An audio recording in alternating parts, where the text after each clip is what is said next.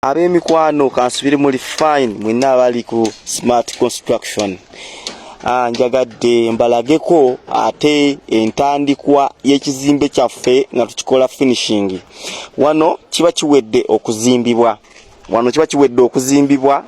Kati ng'omulimu oguddako gwa finishing okusobola okukijjayo oba kitwandiise okumaliriza oba okukimaliriza.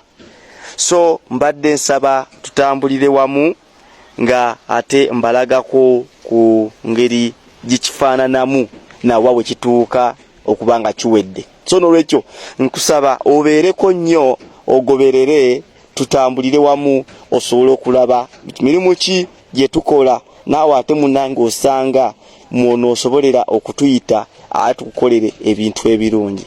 Tetuseera tetulina mbeera yonna ya kunyigiriza wabula basa tuteeseza ku kye twatuteeserezaako nga tukolera omulimu omulungi. Enamba y'essimu yeeyo eri mu bifaananyi ebyo osoogikubako n'ofuna ate omulimu omulungi eriffe ate tetuseera ate ng'omulimu mulungi ddala ogafuna omulimu mulungi. So tutambulire wamu kweno ye feeza esoose gye twagala obalagako ndi nga tulinda ate ekiddako.